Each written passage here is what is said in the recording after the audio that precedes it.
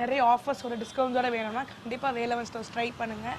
நான் அள்ளிட்டேன், நீங்களும் அள்ளிடுங்க. வந்து பர்ச்சேஸ் பண்ணுங்கள். Velavan stores, Usman road, T Nagar, Chennai மற்றும் தூத்துக்குடி. பெரியவர்களே, தாய்மார்களே, டெல்லியில் இருக்கிற நரேந்திர மோடி அரசு, தமிழ்நாடு அரசுக்கு, திமுக அரசுக்கு, தமிழர்களுக்கு எவ்வளவு ஓர வஞ்சனை செய்ய முடியுமோ, எவ்வளவு கெடுதல் செய்ய முடியுமோ, எப்படியெல்லாம் புறக்கணிக்க முடியுமோ அப்படியெல்லாம் புறக்கணிக்கிறது. திடீர் ஒரு மழை, எதிர்பார்க்காத மழை, 2 நாள்ல 50 சென்டிமீட்டர் மழை பெய்தது. சென்னை, செங்கல்பட்டு, காஞ்சிபுரம், திருவள்ளூர் வெள்ளத்தால் பாதிக்கப்பட்டது.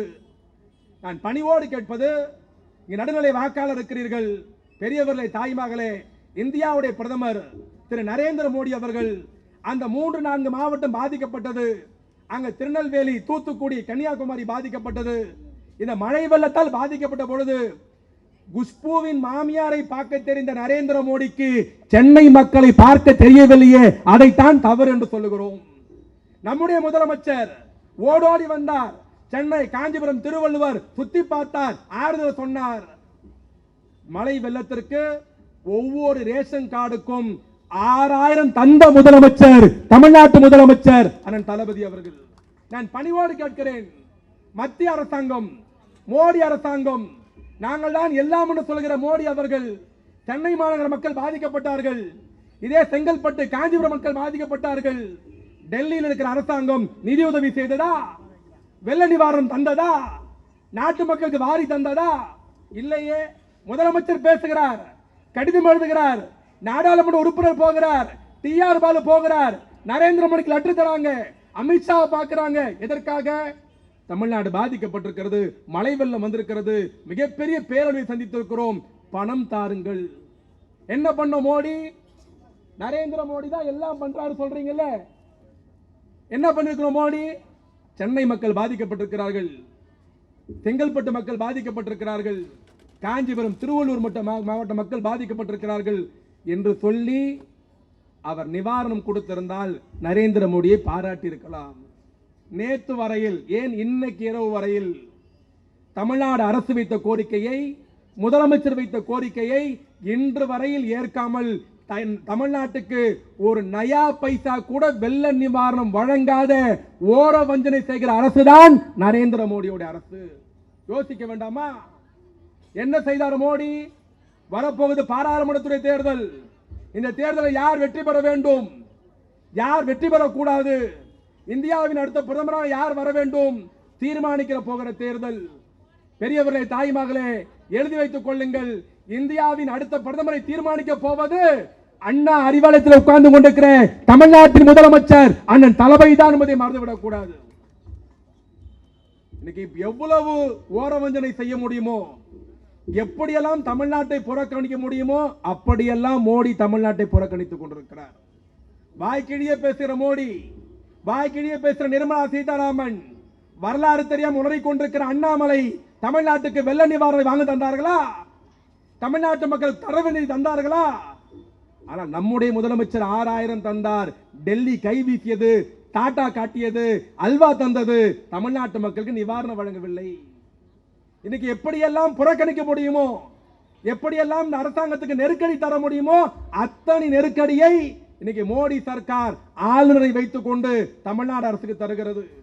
நேற்று காலை தமிழ்நாடு சட்டமன்றத்தில் கவர்னர் உரையை படிக்க வேண்டும். ஆனால் கவர்னர் வேண்டுமென்றே தேசிய கீதம் பாடப்பட வேண்டும் சொல்லி ஒரு பொய்யான காரணத்தை சொல்லி எழுந்து வெளியே போகிறார்.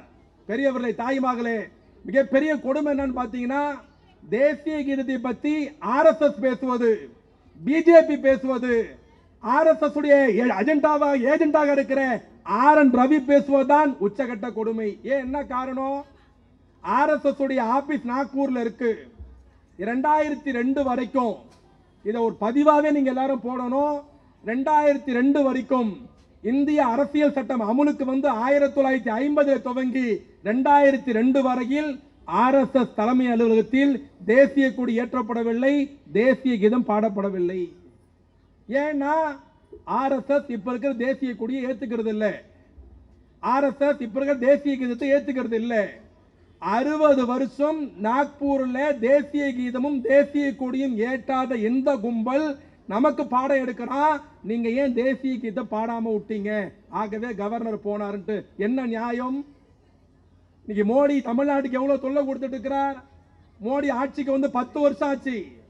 இந்த 10 வருஷத்துல இவ்வளவு பேர் உட்கார்ந்து இருக்கிறீங்க.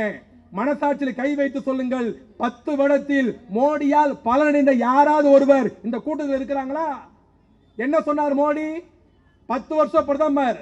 இங்க அண்ணன் ஈகா பேசுற போது சொன்னார், மண்டல குழு தலைவர் பேசுற போது சொன்னார், அண்ணன் ஜெயக்குமார் பேசுற போது சொன்னார், 10 வருஷம் டிஆர் பாலு மந்திரியா இருந்தார், எவ்வளவு பணிகளை கொண்டு வந்திருக்கிறோம். ஒரு மத்திய மந்திரி தமிழ்நாட்டுக்கு இவ்வளவு செய்ய முடியும்னா இந்தியாவின் 10 வருஷ பிரதமர் நரேந்திர மோடி எவ்வளவு பண்ணிருக்கணும்? என்ன பண்ணிருக்கிறார் மோடி? இங்க அண்ணன் சொன்னார், 10 வருஷம் ஐக்கிய முன்னணி அரசாங்கம், திமுக காங்கிரஸ் கூட்டணி டெல்லியில் இருந்தது. நாங்க கூட்டத்தில் இருக்க போதுதான் 2500 கோடியில் சேது கால்வாய் திட்டத்தை கொண்டு வந்தவர் அண்ணன் டிஆர் பாலு. யாரும் மறந்துட கூடாது. மீனம்பாக்கம் பாலம், பாடி மேம்பாலம், கோயம்பேடு மேம்பாலம், மேம்பாலமா சொல்லிக்கிட்டே போலாம். 4 வழிச்சாலை, 6 வழிச்சாலை திமுக காங்கிரஸ் டெல்லியில் இருந்த பொழுது. இதே திருவாரூர்ல மத்திய பல்கலைக்கழகம், திருச்சியில மத்திய பல்கலைக்கழகம், ஓஎம்ஆர்ல கடற்சால் பல்கலைக்கழகம், தென்மாட் வரி ரத்து, இதெல்லாம் திமுக காங்கிரஸ் டெல்லியில் இருந்த பொழுது. ஆனால் 10 வருஷம் டெல்லியில் இன்னைக்கு மோடி பிரதமராக இருக்கிறார். இந்த 10 வருஷத்துல தமிழ்நாட்டுக்கு ஏதாவது பண்ணிருக்கீங்களான்னு கேட்டா இங்க இருக்கிற அண்ணாமலை சொல்றார், நாங்க சொச்சாலியா கட்டி இருக்கிறோம். அவர் சொல்லி இருக்கிறது அவனுக்கு சொல்ல தெரியல. என்னையா பண்ணிருக்கிறீங்கன்னு கேட்டோம். 10 வருஷத்துல மோடி வந்து இந்தியாவிற்கு, இந்தியா கூற்றியா, இந்தியா உள்ள இருக்கிற கடைசி மாநிலம் தமிழ்நாடு.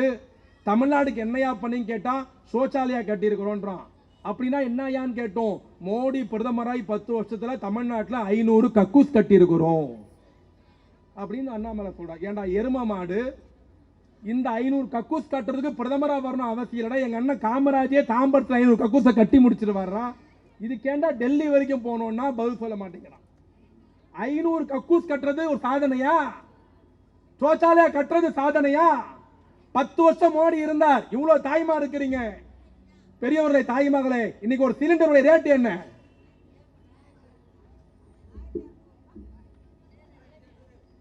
லேடிஸ் தான் சொல்லணும். இவ்வளவு பேர் பின்னாடி உட்காந்துக்கின்னு கதை சொல்லக்கூடாது, நேராவே பேசுவோம். ஒரு சிலிண்டர் ரேட் என்ன? 1100, இன்னைக்கு 960. கரெக்டா? பின்னாடி அந்த ப்ளூ கலர் புடவாக்கா சொல்லவே இல்லை. 900 கை தூக்குங்க, கடைசியாக கை தூக்க 960. ஓகே, இப்போ வந்து முதல்ல 1100 இருந்தது, இப்போதான் 960 ஆச்சு. கரெக்டா? கரெக்டாங்க? கரெக்ட். ஓகே, அதான் 1200 தேர்தலுக்காக இப்போ 960 ஆயிடுச்சு. யாரும் மறந்துருக்க மாட்டீங்க. 2014 இந்த டர்பன் கட்டிக்கிட்டு மன்மோகன் சிங் ஒருத்தர் பிரதமராக இருந்தார். அவர் பிரதமராக இருக்கிற போது 2014 அவர் சீட்டை விட்டு கீழே இறங்குற பொழுது ஒரு சிலிண்டருடைய விலை 320 ரூபாய். எவ்வளோ? 320. 420க்கு வித்தாங்க. 100 ரூபாய் பேங்க்ல மானியம் போட்டாங்க. ஞாபகம் இருக்கா? 100 ரூபாய் மானியம் போட்டாங்க. 2014 சிலிண்டர் ரேட் எவ்வளோ? சத்தமா சொல்லுங்க, பின்னாடி சொல்லவே இல்லை. 320. இப்போ 1200 வந்துச்சு. இவர் தமிழ்நாட்டுக்கு வந்தார் நரேந்திர மோடி தேர்தல் பிரச்சாரத்துக்கு. இந்த யூடியூப்காரன் வர உட்காந்துருக்கலாம். அவர் வந்தது அப்படியே சொல்லவா வேணாவா? நீ சொல்லுங்க, சொல்ல வேணாக்கா? இப்போ அவர் சொன்னதை அப்படியே சொல்லணும், மோடி மாதிரி சொல்லணும். எல்லாரும் கை தட்டுங்க பார்க்கலாம். ஓகே. அவர் தேர்தல் பிரச்சாரத்துக்கு வந்தார். மேடையில் ஈகானா உட்காந்துக்கிற இடத்துல மோடி உட்காந்துருந்தார். அந்த பக்கம் மேயர் இருக்கிற இடத்துல ஓபிஎஸ், இந்த பக்கம் இந்த கருணாநிதி உட்கார இடத்துல இபிஎஸ் உட்காந்துருந்தாங்க. எடப்பாடியும் பன்னீர்செல்வமும். எடப்பாடியும் நரேந்திர மோடியும் ரொம்ப நேரம் பேசுகிறாங்க, சிரிச்சு பேசுகிறாங்க, ரொம்ப நேரம் பேசுகிறாங்க. எதிரில் ஒரு அதிமுக தொண்டனுக்கு பெரிய சந்தோஷம். பாரா, நம்ம பொதுச் செயலாளரை மோடி கூட எவ்வளோ நெருக்கமாகிற, ரொம்ப நேரம் பேசுகிறாரான்ட்டு ரொம்ப நேரம் அப்படியே சிரிச்சு பேசுகிறாங்க. கொடுமை என்னன்னா, எடப்பாடிக்கு ஹிந்தி தெரியாது, மோடிக்கு இங்கிலீஷ் தெரியாது. இவருக்கு ஹிந்தி தெரியாது, அவருக்கு இங்கிலீஷ் தெரியாது. ஆனால் ரொம்ப நேரம் பேசினாங்க. உடனே ஓபிஎஸ் பேசினாரு, எடப்பாடி பேசினாரு, அடுத்து மோடி பேசுவார்னாங்க. அவர் வந்து இப்படி கையெல்லாம் ஆட்டினார். அவர் பேசினதை அப்படியே பேசி காமிக்கிறேன். யூடியூப்ல இப்போ கூட எடுத்து வண்டலூர் ஸ்பீச்னு போட்டால் வந்துடும். அவர் நேராக வந்து கையெல்லாம் ஆட்டினாரு. பார்த்து இவ்வளோ அப்படியே கூட்டத்தெல்லாம் பார்த்தோன்னு பெரிய சந்தோஷத்துல அவர் அப்படியே பேச ஆரம்பிச்சார். என்ன சொன்னார் தெரியுமா?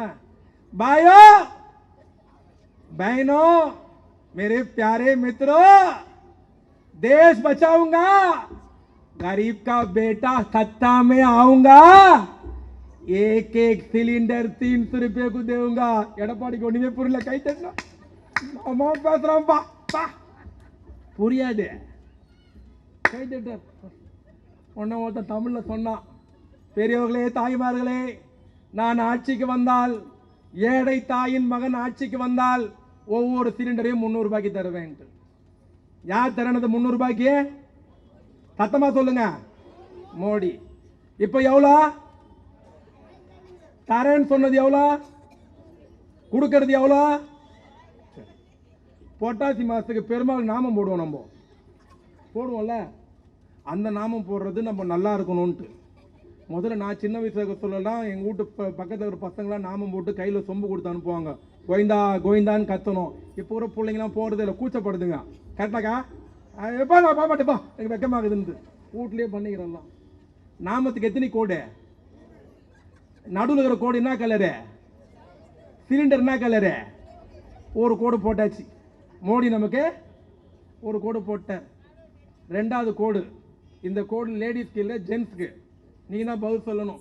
அந்த கூட்டத்தில் மோடி சொல்றார், मैं नौजवानों, कांग्रेस ने देश को बर्बाद कर दिया, भाजपा ने सरकार बनाएगी, पेट्रोल डीजल 40 रुपए को देंगी. अयो पेट्रोल 40 ரூபாய்க்கு தரானா? எவ்வளோக்கு தரேன்னு சொன்னது? எவ்வளோ கொடுக்கறது? எவ்வளோ? 80 ரூபா. எந்த ஊர்ல தரேன்னு சொன்னது? எவ்வளோ? 40. கொடுக்கறது 102. நாமத்துக்கு ரெண்டாவது கோடு போட்டாச்சு.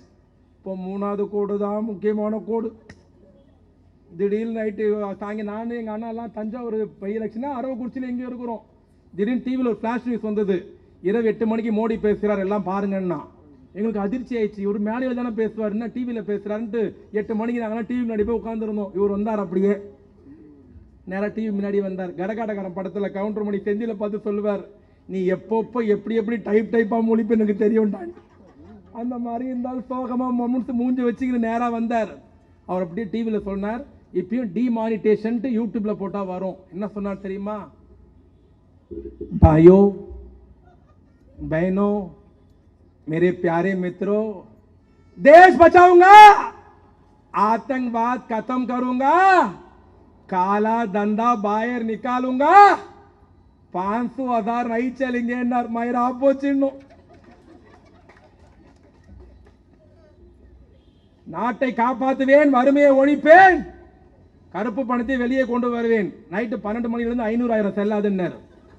எங்க அக்கா அதிர்ச்சி ஆயிடுச்சு. வீட்டுக்காரருக்கு தெரியாம கடுகு டப்பால 2 நோட்டு வச்சுக்கிறேன், இவரு சரியா செல்லாதுன்ட்டாருன்ட்டு சொல்லிட்டு மோடி சொன்னார், கருப்பு பணம் எல்லாம் வெளியே வரும், எல்லாம் அரசியல்வாதி ரோடுக்கு வருவான், எல்லாம் கருப்பு பணம் பதிக்கச்செல்லாம் ரோடுக்கு வருவான், எல்லாம் பணம் ரோடுக்கு வந்து பேங்குக்கு வந்துருச்சுன்னா एक के अकाउंट में 15 लाख डालूंगा. ஐயோ 5 லட்சம் போடுறாண்டி.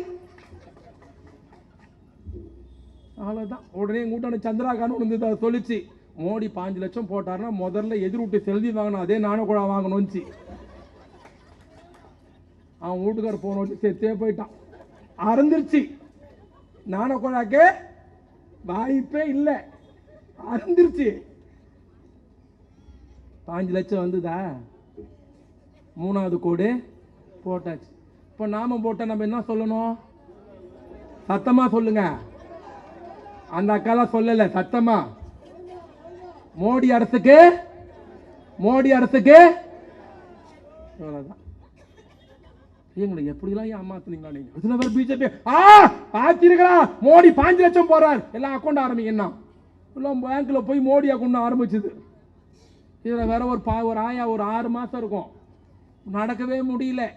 பேரனை கையில் கூப்பிட்டு பேங்குக்கு போயிட்டு இந்த 5 லட்சம் போடுறேன்னு போட்டாடா. பேங்கார சொன்னான், நைனா நான் கட்டையில் போகிறதுக்குள்ளே போடுவானோ போட மாட்டானோன்ட்டு அது போயிடுச்சு. 5 லட்சம் நாமும் போட்டாச்சு. நம்ம ரோடுக்கு வந்துட்டோம். சாதாரணமாக சிரிச்சுட்டு போயிடுறோம். நம்மளை எப்படிலாம் ஏமாத்திருக்காங்க தெரியுமா? கேபிள் டிவி வீட்டுக்கு ஃபீஸ் கட்டுறோமா? எவ்வளோ கட்டுறோம்? எவ்வளோ? 300 ரூபாவா? 75 ரூபாய் இருந்தது. எவ்வளோ? 280. எவ்வளோ? 75 ரூபாய் இருந்தது. அதை 300 ரூபாய் ஆக்குனார் மோடி. அதான் 100 ரூபாய். இவர் வந்தாரு 300 ரூபாய். ஆமா இல்ல, போற வாட்டி போறப்ப மாரியத்த கோயில மண்ணவாரி போட்டு போங்க. 100 ரூபாய் இருந்தது, இப்ப 300 ரூபாய். எக்கத்தை விட்டு சொல்றேன், யாரும் தப்பா எடுத்துக்காதீங்க. உங்க வீட்டு புள்ள மாதிரி, உங்க தம்பியா இருப்பேன் இல்ல பிள்ளையா இருப்பேன். இந்த அரசாங்கம் எவ்வளவு, மோடி அரசாங்கம் எவ்வளவு கேவலமான அரசாங்கத்துக்கு ஒரு உதாரணம் சொல்றேன் கேளுங்க. எல்லார் வீட்லயும் வயசுக்கு வந்த பொண்ணு இருக்கும், எல்லார் வீட்லயும் அக்கா தங்கச்சி இருக்கும். இந்த வீட்டில் 3 நாள் தூரமாவாங்க தெரியுமா? பீரியடுன்னு சொல்லுவாங்க அதுக்கு. வீட்டில் எல்லா வீட்லையும் இருக்கு, எல்லா வீட்லையும் இயற்கை அது. அது எங்கன்னா பேசலாம், தப்புலாம் கிடையாது. இந்த பீரியடுக்கு மெடிக்கல் ஷாப்பில் போய் நம்ம பேடு வாங்குவோம். அந்த பேடுக்கு 18% ஜிஎஸ்டி வரி போட்டது நரேந்திர மோடி ஒரு அரசாங்கம். விஷயம் தெரியுமா? பேடுக்கு, பெண்கள் பயன்படுத்தக்கூடிய அத்தியாவசிய பொருளாக இருக்கக்கூடிய பேடுக்கு 18% ஜிஎஸ்டி வரி. இன்னைக்கு அரிசி விலை மூட்டைக்கு 300 ரூபாய் ஏறி போச்சு. வாங்குறவங்களுக்கு தெரியும். நீங்க நினைக்கலாம், என்ன இவங்க ஆட்சிக்கு வந்தாங்க மூட்டைக்கு 300 ரூபாயிலிருந்து 500 ரூபாய் ஏறி போச்சுன்னு. சத்தியமா நாங்க காரணம் இல்லை.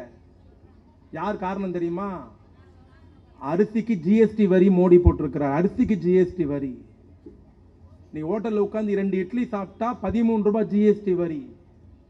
கம்மரக்கட்டுக்கு ஜிஎஸ்டி வரி, பருப்பிக்கு ஜிஎஸ்டி வரி, பிரெட்டுக்கு ஜிஎஸ்டி வரி, ஊசிக்கு ஜிஎஸ்டி, மாத்திரைக்கு ஜிஎஸ்டி.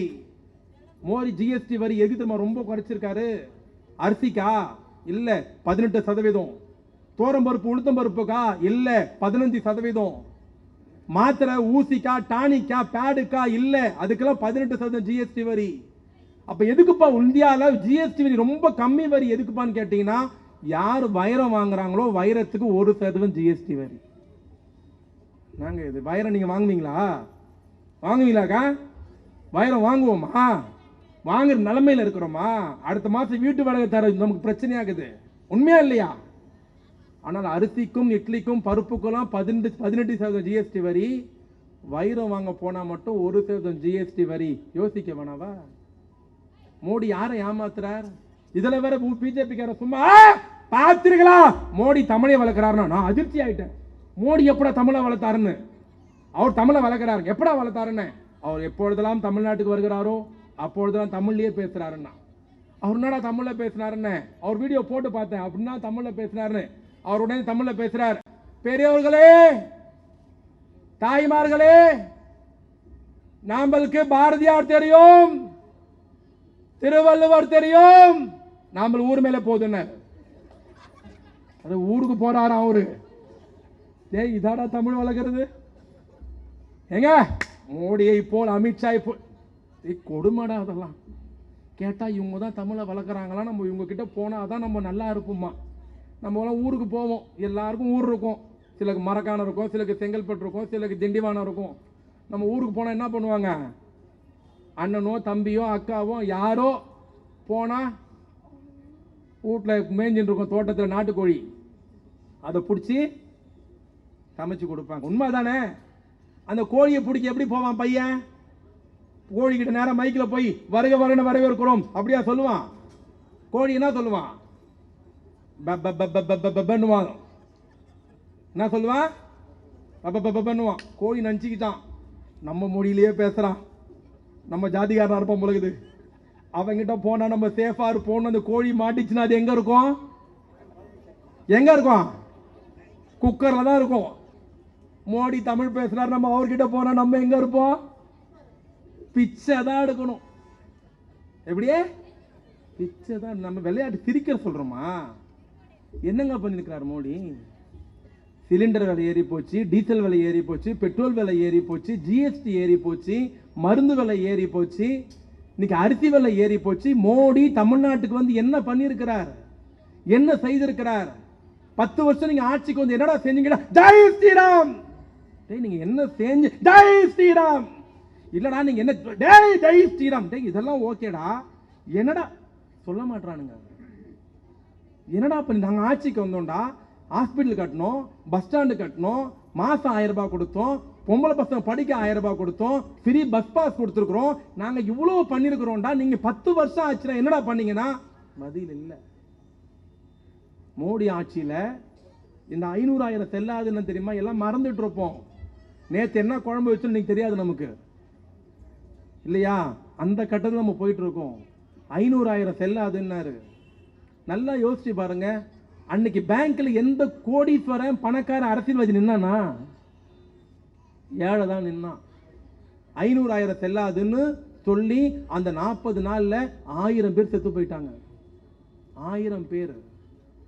கொடுமை தெரியுமா? அந்த 500,000 செல்லாதுன்னு புதுசா நோட்டு கொண்டு வரார் நரேந்திர மோடி. புதுசா ஒரு 500 ரூபாய் நோட்டு, புதுசா 2000 ரூபாய் நோட்டு. 500 ரூபாய் நோட்டு பச்சையா இருந்தது, 2000 ரூபாய் நோட்டு ரோஸ் கலர்ல இருந்தது. இந்த 500,000 செல்லாதுன்னு சொன்னதால இந்தியாவில் இருக்கிற மொத்தம் ஏடிஎம் மிஷின் 7000 மிஷின் இருக்கு. 7000 மிஷின்.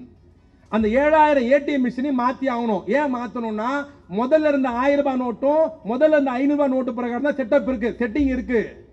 அந்த செட்டிங்ல இந்த நோட்டை வைக்க முடியாது. புது 2000 ரூபாய் நோட்டை, புது 500 ரூபாய் நோட்டை. அப்ப இந்தியாவில் இருக்கிற எல்லா ஏடிஎம் மிஷினும் மாத்துறாங்க. அதுக்கான செலவு 3000 கோடி ரூபாய். எல்லாத்தையும் மாத்துறான்.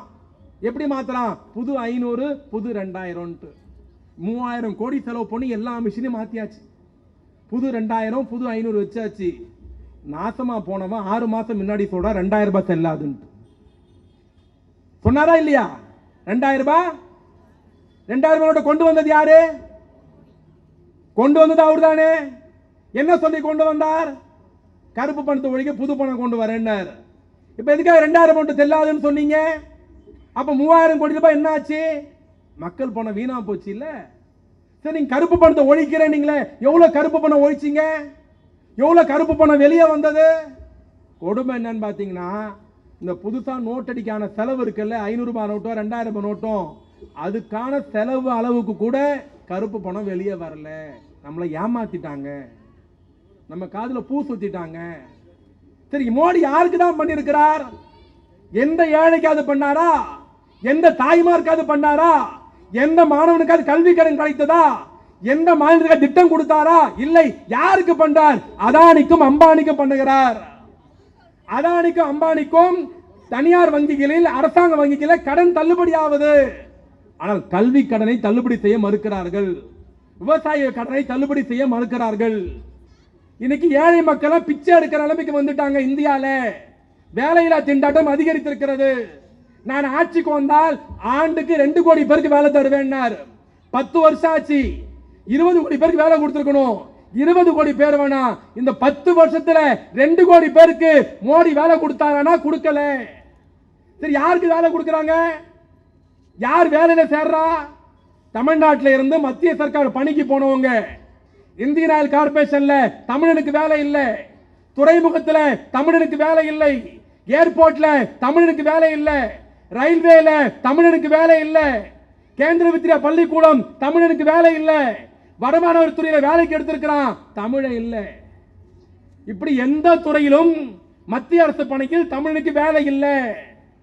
ஆனால் மோடி சொல்லுகிறார், எனக்கு தமிழ் என்றால் ரொம்ப பிடிக்கும். யார் காதல பூ சுத்துறீங்க? பட்டியல் வெளியிடுங்க.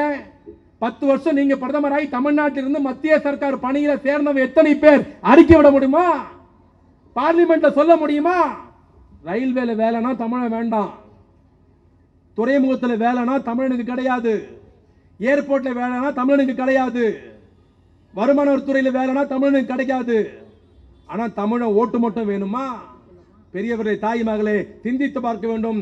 தமிழ்நாட்டை புறக்கணிக்கிறார் நரேந்திர மோடி. தமிழ்நாட்டுக்கு ஓரவஞ்சனை செய்கிறார் நரேந்திர மோடி. அது மத்திய அரசு பணியாக இருந்தாலும் சரி, மத்திய அரசு கொடுக்கிற நிதியாக இருந்தாலும் சரி, தமிழ்நாட்டை வஞ்சித்துக் கொண்டிருக்கிறார் நரேந்திர மோடி. என்ன செய்தார்? நாளை கூட்டம் போட்டு சொல்லணும் இல்லையா, இந்தியாவுடைய பிரதமர். இதுக்கெல்லாம் காரணம் யாரு? தெரிஞ்சோ தெரியாமலோ, நான் ஜெயலலிதாவை இதேன ஈகானம் போட்ட கூட்டத்தில், கருணாநிதி போட்ட கூட்டத்தில் நாங்கள் ஜெயலலிதாவை திட்டின மாதிரி யாரும் திட்டி இருக்க மாட்டோம். கடுமையாக ஜெயலலிதாவை திட்டி இருக்கிறோம். இவ்வளோ பேர் உட்கார்ந்துருக்கிறீங்க. இன்னும் பட்டவத்தனமாக சொல்கிறேன், எங்களுக்கும் ஜெயலலிதாவுக்கும் தனிப்பட்ட விரோதம்லாம் ஒன்றுமே கிடையாது. இவ்வளோ திமுக காரர் இருக்கிறான். எந்த திமுக காரனாக இருந்தாலும் ஜெயலலிதா ஆளக்கூடாதுன்னு நினைச்சமே தவிர வாழக்கூடாதுன்னு எந்த திமுக காரனும் நினைக்கவே இல்லை. சத்தியமா சொல்றேங்க, எங்க அண்ணெல்லாம் கோச்சிக்க மாட்டாங்க. அந்த அம்மா செத்த பிறகுதான் அந்த அம்மா மேல எனக்கு மரியாதையே வந்திருக்கு. இப்ப ஜெயலலிதா உள்ளபடியா மரியாதையா பாக்குறேன், மரியாதையா சொல்றேன். உள்ளபடியா அந்த அம்மா செத்த பிறகு அந்த அம்மா மேல பெரிய மரியாதை வந்திருக்கு. ஏன்னு கேக்குறீங்களா? இவ்வளவு மடங்களை வச்சு கட்சி நடத்திருக்கு பாரு. அது சாதாரண விஷயம் கிடையாது. இன்னைக்கு செல்லூர் ராஜு சட்டமன்றத்தில் பேசிக்கிறாரு. கேளாம்பாக்கம் பஸ் ஸ்டாண்டுன்னு சொல்லணும், கேளாம்பாக்கம் பஸ் ஸ்டாண்டுன்னு சொல்லிக்கிறான். அதான் எப்படி அந்த 10 வருஷம் மந்திரி. கேளாம்பாக்கத்துக்கும் கேளம்பாக்கத்துக்கும் இதுவரை பரவாயில்ல. எப்பொழுது மதுரையில் எய்ட்ஸ் மருத்துவமனை கட்டுவீர்கள் கேட்டிருக்கான். அதிர்ச்சியை மந்திரி ஓடிய போயிட்டான். எருமை மாடு அது எய்ம்ஸ் ராதுன்ட்டு. ஓ எய்ம்ஸா, எய்ட்ஸ் கேட்டுக்கிறான். எய்ட்ஸ்க்கும் எய்ம்ஸ்க்குமே வித்தியாசம் தெரியாம ஒருத்த மாவட்ட செயலரா மந்திரியான கட்சியில இருந்து அவனையும் வச்சு ஜெயலலிதா கட்சி நடத்திக்குது. திடீர்னு ஒரு நாள் செல்லூர் ராஜு பேசினார், நான் அம்மாவின் பேச்சை கேட்கவே மாட்டேன். அதிமுக தொடர் அதிர்ச்சியா பார்த்துக்கிறான். நான் ஜெயலலிதா எதிர்த்து பேசியிருக்கிறேன். அப்படியா? ஆமா, ஜெயலலிதா பேச்சை நான் கேட்டதில்லை, ஜெயலலிதாவை செய்யக்கூடாது நான் செய்திருக்கிறேன். அப்படி என்னடா பண்ணானா, ஜெயலலிதா காலில் விழ வேண்டாம்னு சொன்னார், நான் படுத்திருக்கிறேன். இவெல்லாம் மந்திரி. அப்பதான் நினைச்சேன் உள்ளபடியே ஜெயலலிதாவை பாராட்டணும். இந்த மாதிரி ஆளெல்லாம் வச்சு இந்த அம்மா கட்சி நடத்தி 3 முறை ஆட்சிக்கு வந்திருக்குன்னா உள்ளபடியே ஜெயலலிதாவை பாராட்டியே தீர வேண்டும் என்பதிலே மாற்று கருத்தே கிடையாது. யோசிக்க வேண்டாமா? யார் ஒழுங்கா இருந்தா? தமிழ்நாட்டில் கல்வி அமைச்சர் ஒருத்தர் இருந்தார், நான் பேர் சொல்ல விரும்பல. அந்த கல்வி அமைச்சரை போய் பொள்ளாச்சின்னு எழுத சொல்றாங்க. அவர் பொள்ளாச்சின்னு எழுதினார். அவர் தான் தமிழ்நாட்டு கல்வி அமைச்சர். விளங்குன்றீங்களா நாடு? ஏடிஎம்கே ஆட்சியில். ஆனா இன்னைக்கு ஒரு கல்வி அமைச்சர் இருக்கிறார். ஒரு கல்வி அமைச்சர்னா எப்படி இருக்கணும்னா அது அன்பில் மகேஷை போல் இருக்கணும் சொல்லக்கூடிய அளவுக்கு பணியாற்றி கொண்டிருக்கிறார். இங்க எடுத்துக்க 10 வருஷம் அதிமுக ஆட்சி, ஜெயலலிதா ஆட்சியில் இந்த மாவட்டத்துக்கு ஒரு மந்திரி இருந்தார், தாம்பரத்தை சேர்ந்தவர். அவர் மந்திரியா இருந்தார், அவரையும் கூட்டு நிக்க வைப்போம். எங்கால் மந்திரியா ஒருத்தர் இருக்கிறார். இன்னைக்கே சொல்றேன், கட்சி எப்படி நடத்தணும், தொகுதி மக்கள்கிட்ட எப்படி பழகணும், கோரிக்கை எப்படி நிறைவேற்றணும், துறையை எப்படி நிறைவேற்றணும், எப்படி சட்டமன்றத்தில் பேசணும்னு கேட்டா அது அன்பரசனை போல் பணியாற்றணும் சொல்லக்கூடிய அளவிற்கு அந்த அதிமுக மந்திரியா இருந்தாலும் அவனையும் கூட்டுன்னு வருவோம். எங்கால இருக்கிற மந்திரி அவரையும் கூட்டுன்னு வருவோம். அவர் 1 மணி நேரம் பேசட்டும். அதிமுக மந்திரியா இருந்தவர், அவர் மந்திரியா இருந்து அவங்க ஆட்சியில பல்லாவரம் தொகுதிக்கு, தாம்பரத்துக்கு, மாநகராட்சிக்கு, செங்கல்பட்டு மாவட்டத்துக்கு, காஞ்சிபுரத்துக்கு அவர் என்ன புடுங்கினார் என்பதையும் சொல்லட்டும். எங்கால் மந்திரியா இந்த 30 மாசத்துல என்னென்ன செய்திருக்கிறார் சொல்றோம், எழுதி வைத்துக்கொள். தமிழ்நாட்டிலேயே 30 அமைச்சர்லேயே அதிகமான தொகுதியை பெற்று தந்த ஒரே மாவட்ட அமைச்சர் தாமோ அன்பரசன் என்பதை மறந்துவிடக் கூடாது.